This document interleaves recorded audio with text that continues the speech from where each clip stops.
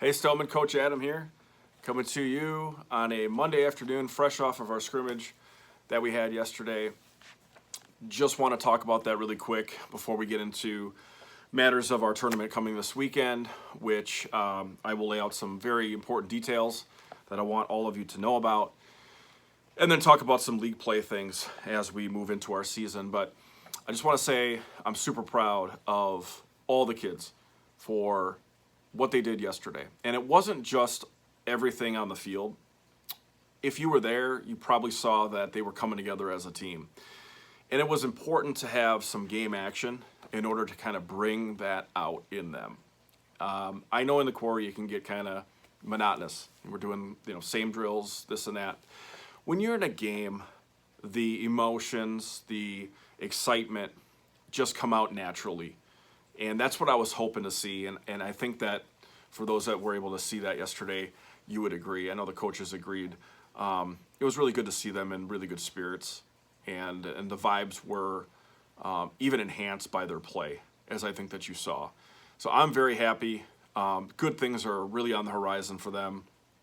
And as long as they continue to work hard, learn, try things new that maybe they didn't learn, that they didn't know before, so that they can enhance their ability to play this great game, they're going to be just fine.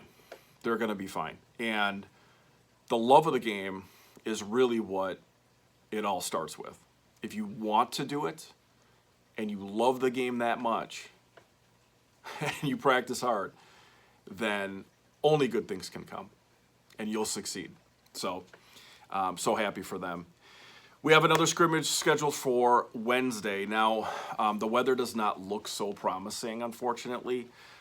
It's looking like 45 maybe, and wind, and I don't know about precipitation, but I will make a determination on that tomorrow when I talk to the coach for Oak Creek, and if we end up canceling or postponing, I will let you know as soon as I can make that determination tomorrow so that you can prepare for Wednesday, and I will let you know that. All right, moving on into the weekend because we do have some meaningful games coming up as we play in the OAW tournament in New Berlin. Very excited for this, obviously, and just short story, when I saw that we had an opportunity to play this tournament back in November when I signed up for it, I did it on the basis of I wanted our kids to have meaningful game action and know what it feels like to be in something like that in a tournament atmosphere prior to our league play. I think it's important. Now, the scrimmage can give us a lot of things, and it can show what kids can do in certain positions and how our pitching is and our catching is and all that great stuff. But when the game's on the line and there's a score kept and we do have winners and losers, things change. So I want to see how they kind of adapt to that environment. And not only that, I think we have a pretty good chance to do pretty well in this tournament. We will play some very good programs, though, so this is not going to be easy.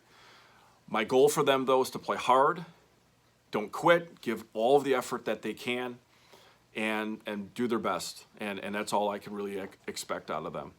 Now, we are playing to win, though, and that's something that, unfortunately, we do have to talk about, and I'll explain a little bit more as we go into our league play. But when we step foot in there, the thought is that this is a tournament to win and to do good. And doing good can only happen if we have those three aspects of what we've learned in practice and put together over the winter, and that is focus, effort, and respect. If we have those three things, I think we're going to be in a good spot, and I want them to see what that's going to be like, and I want them to have fun. So really excited for this weekend. Now, for this weekend, some logistics need to be told so that we're on the same page. Our first game on Saturday is at 3 p.m. in the afternoon, and we won't know when we play the second game on Saturday until all the games are completed in that pool bracket, and that will happen after our game, apparently. So we are the last game of that day, the very last first game of that day, and we're either going to play right away after at 4:45, or we're going to have to wait till 6:45. Plan to be there pretty much all into the evening. I would. So I would say at least 5 or 6 hours of baseball-related things are going to be happening there on Saturday. I'm asking everyone to get there at 2. So I'd like to have everyone there an hour early. The reason for that is as soon as that first game before us is completed, I want to be able to get on the field. So if we get extra reps and throwing, I want to take that. They also have a batting cage there, so I want to get everyone in as we show up. And then we can begin, getting ready for the game. So 2 p.m. for us on Saturday. Couple things also is that Sunday, those games will be determined with what all of the teams do on Saturday. So it might be later into the night until I know when we play Sunday, which doesn't always, make it easy. I will do my best to let you know right away. Maybe they're going to let us know right after that game ends on Saturday evening.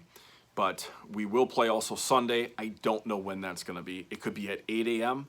It could be at 3 p.m. again. So I'll be in contact with all of you by crossbar and text message and, make sure that you know so we can get kids to New Berlin. A couple things about the facility here that I just want to let you know. And you do see this sometimes in tournaments. And this is one of them that has a gate fee. So unfortunately, it's $10 for adults for the single day or $15 for the weekend. Okay, it's $15. It goes to the facility. That's their charge. Some tournaments, maybe you know this already. Some tournaments for baseball and even other sports charge, $20, $30, $40 to get in. I think it's a little bit egregious, but there's nothing I can do about that. So we will have to pay that. And then it's $5 for seniors, $5 for people that are 13 to 18, and no charge for children 12 and under. So that's great. So for the little kids, come on in, you're free. Couple rules about the tournament. No cleats. So you have to wear the turf shoes or regular shoes. I would have your player wear something that they normally wear so that their feet are good. They're not going to be having to break something brand new in. They can move around good. But no cleats at all. They do not allow them. So that's just like at the quarry.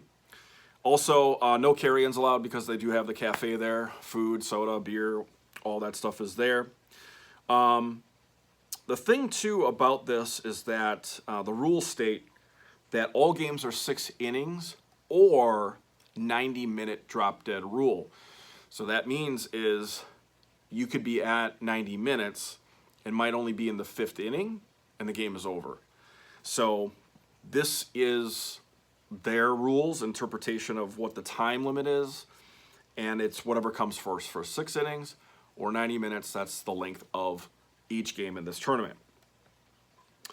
Now, for this tournament specifically, what I want to let you guys know is that I'm going to put a lineup together, and everyone's going to bat, and everyone's going to play. I don't know, though, what that order is going to be, and I don't know where everyone's going to play yet. And I know I'm going to get that question from the players. Am I going to pitch? Am I going to catch?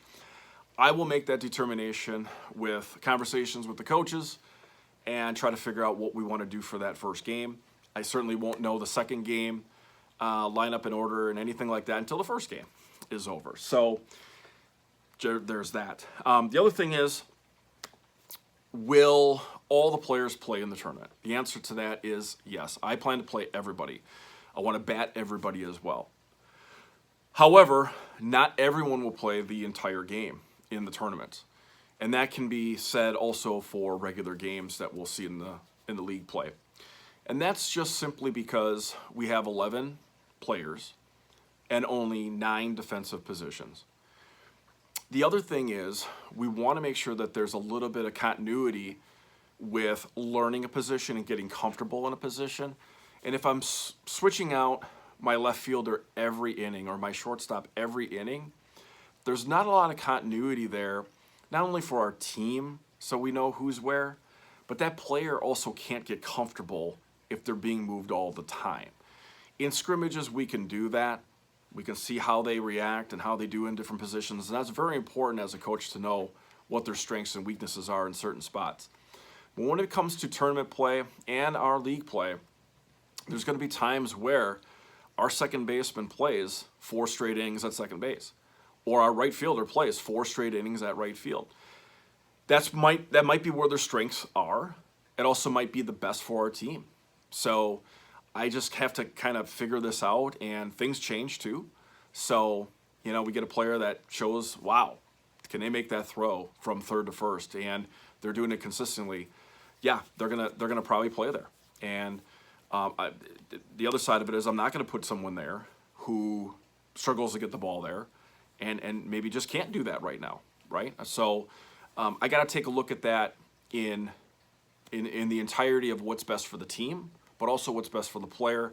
What are their strengths?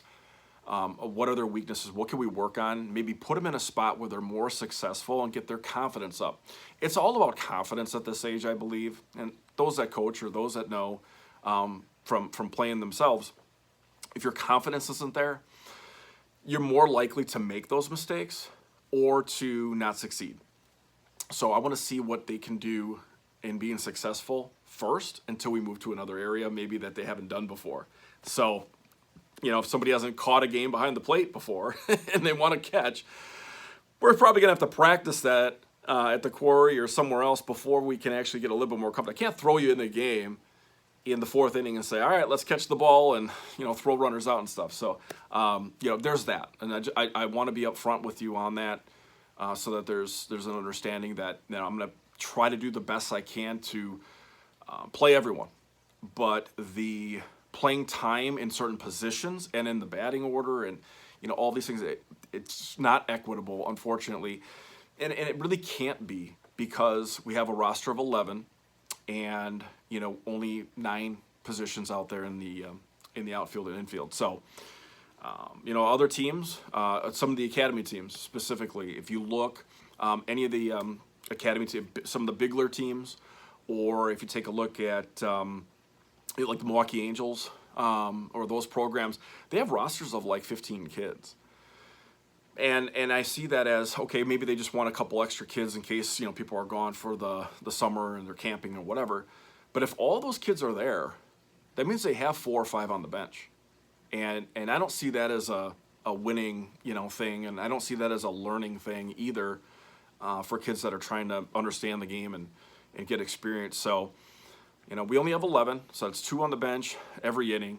And but we are going to swap in and out where I see, not only where I see what we need, but what makes sense in the moment. Is our pitcher done?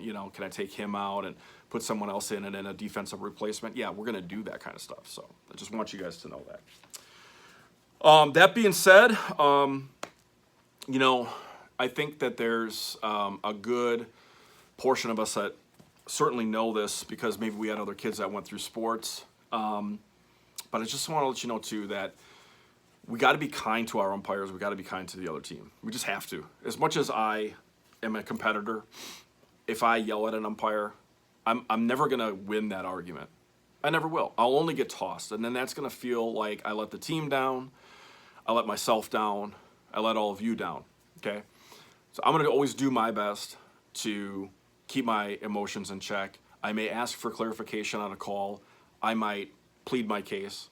But I'm certainly not going to yell at the umpire. I'm not going to scream at them. I'm not going to do anything to them. And I hope that you guys won't either. I understand balls and strikes. As spectators, we see it too. I go to the games too. I know what it's like. That's a ball. What are you doing? That's a strike. We just got to remember, we can talk, we can do things. We just got to keep it respectful with these umpires. We don't have enough umpires to go around anyways. And we certainly don't have enough umpires in the spring before school lets out, because a lot of our umpires are going to be high school kids. So just remember that as much as we can. I don't know. We gotta be kind there. And the other thing is too is the other team. I talked to the kids last week about this. Can kids be nasty and say things? Absolutely. I mean, it happens in school, I'm sure. But we don't want to begin starting a back and forth, name calling, anything like that, so that it blows up into something else. So as much as we want to, stick it to them maybe, or they say something to us and we want to react, I told them last week, we can't really do that. And a lot of that actually happens with the chanting. So you may hear, this, that, and the other thing coming from the dugout. And I told them, you can't let that get under your skin, ever. Doesn't matter if you're at bat, doesn't matter if you're pitching on the mound. If you think they're saying something to you have to block it out. It's just like somebody shooting free throws. Everyone's waving those noodles in the background. You got to black it out, And I will remind them of that so that they don't forget. And then when we get into game action, that happens. But the other teams can chant, and they can do that when you're at bat. You can do that when you're ready to throw a pitch, and we have to get ready to react in our own way to block that out. A couple other things real quick that I want to mention because I do believe these are very important items. The first thing is RSVPing for games. Please, if anything else I say this year, please RSVP for our games. I'm going to always look at our roster for a certain game and then come up with the game plan so I know who's coming. If I don't know you're not coming and I think you're going to be there, kid's going to be in the lineup. And we had that once last year. It was kind of a little bit of a mess. So if it's a last second thing and, hey, I'm running late, I'm going to be 15, 20 minutes late, call me, text me. If I don't respond, try calling or texting one of the other coaches. All of the coaches' phone numbers are in Crossbar. If you go to the homepage and you see the coaches listed, you'll be able to text or call them too. Please get me that information. I might be at the field hitting fly balls and I don't get it because I have my phone in my pocket. Call someone else. I think some of the coaches wear a watch phone. I don't. So let me know. But that being said, if you know that you're going to be out for a game or two or whatever, certainly go into Crossbar, RSVP, put that you're not going to make it. If you can send me a reminder text as well, or if you see me at the field, hey, Adam, I'm not going to be there on Friday. We're going up north. Let me know that too. My brain is filled with all kinds of stuff after work, and I just sometimes can't remember.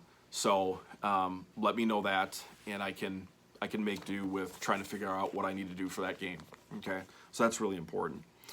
The other thing is rainouts. So we unfortunately had a ton of rainouts last year, and I'm hoping Mother Nature will play nice here very soon for us. But she's a bitter woman. I don't know. Mother Nature, I don't know what to say. It's either just our state or some of the luck we have with Wisconsin baseball in the spring. What I'll say about rainouts is I will let my coaches know when we have a rainout that's usually determined by about 2:30, 3 o'clock in the afternoon on game days. I don't make that call. It's the Village of Lannon, actually, that makes that determination on the fields. And if they cannot drag the field, if they cannot paint the lines, they say it's no-go. That is determined by the facilities people at the Village. They relay that over to our Stonemen coordinator, and then our Stonemen coordinator will let us know if the fields are usable or not by that time. If it's an away game, it's a little different because I have to wait for a phone call from that head coach, and they have to tell me that, we can't play. I know I'm up on a lot of the communication. I don't know if they're up on all the communication because I don't know their schedules and stuff. I got one that was pretty late last year. It was like, 4 o'clock that we weren't going to play. Hope that doesn't happen again, but I am at the mercy of those other coaches. As soon as I know that we're not playing, and it could be, let's say, in Cedarburg or something, I don't want you to have to start driving out there and turn around. So I will let you know as soon as I know. So that's what I'll say there. A couple other things about players' expectations. I certainly want them to have fun. This game is all about fun. However, when we're in the dugout, and as I told them, I don't want a lot of messing around in that dugout. I don't want to see somebody give another player a horsey bag ride. I don't want to see them, kicking dirt at each other. Any of that stuff. It's got to be more, hey, we're here to play a game. We got to watch the game. If you're in the dugout, you're probably going to be going out there next inning, so you got to get ready, okay? And that's what I expect.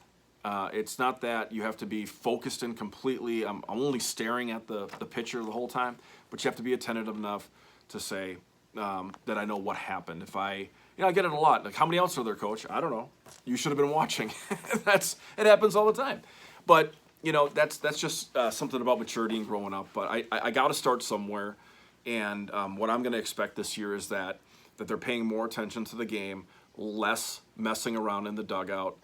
Also, staying in the dugout is another thing. I want to say that too. We had some players last year that just left the dugout and went and talked to the parents and sat down and, had a juice box in between. It's like, that's fine, but you got to let the coach know first. But I don't also want that to be the norm. I want you to stay in the dugout. Parents can certainly bring them something, but I don't want you leaving and that I don't know where you are. We will have a porta potty there at some point, so if you do have to go to the bathroom, please go.